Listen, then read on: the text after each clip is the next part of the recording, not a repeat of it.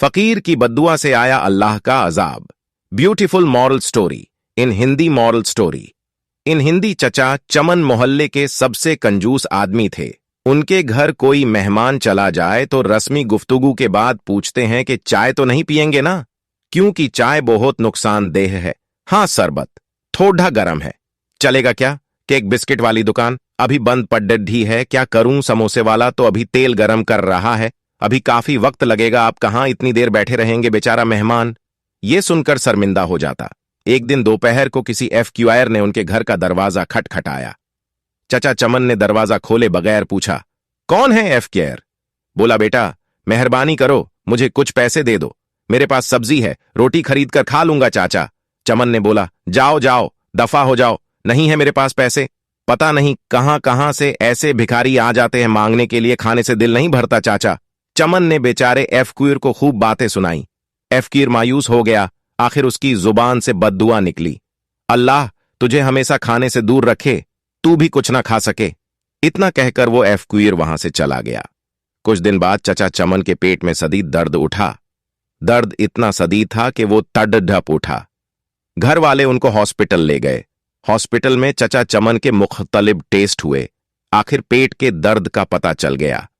डॉक्टरों ने हिदायत की कि 15-20 दिन तक हॉस्पिटल में ही रहना होगा ताकि मुकम्मल इलाज किया जा सके।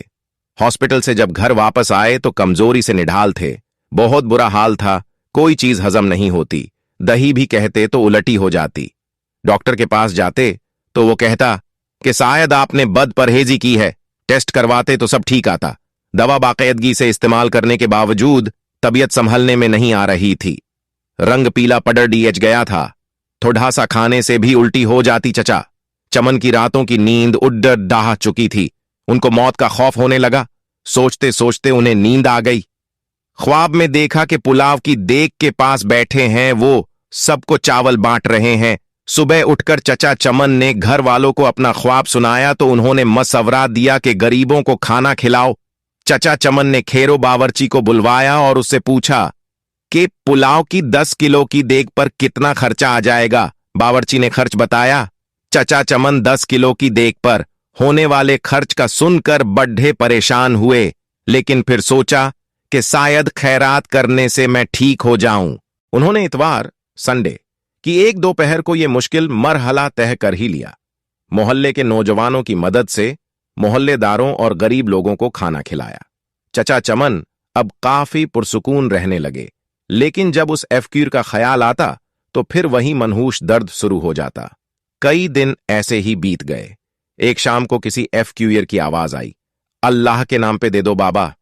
चचा चमन भाग कर गए तो देखा कि वही एफक्यूर खड्ढा था जिसने उन्हें बद्दुआ दी थी। चचा चमन उस एफक्यूर का हाथ पकड़कर अपने घर के अंदर ले आए। फौरन ही उन्होंने अपने बड्ढे लड्ढाचके को होटल से कई किस्म के खाने लाने के लिए भेजा। कुछ ही देर में लड्ढाचका होटल से बहुत से खाने ले आया। चचा चमन और एफक्यूर ने पेट भरकर साथ में खाया। जाते वक्त एफक्यूर बहुत खुश था।